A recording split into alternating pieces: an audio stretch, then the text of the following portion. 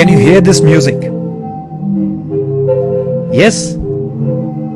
Can you guess who is playing this? Let me show you. Can't see?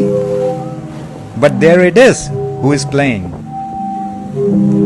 Yes, this is the sea which is playing this beautiful music.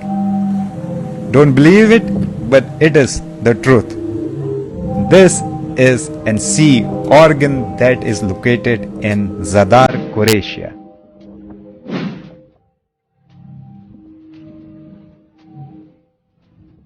This music is played by the waves of the sea and the tubes located underneath a set of large marble steps. Let me explain you how it works. But first, people who don't know what an organ is, let me show you this photo. So now you understand what's an organ instrument. Moving forward, now let's understand how it works. The organ sites along the 230 feet of Adriatic Sea coastline.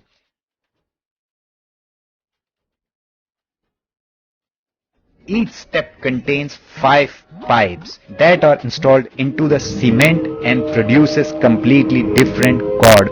Narrow channels connect them all, so the wave crushes into the steps and the water pushes air through these pipes and creates a unique whistling sound that you can hear from these holes.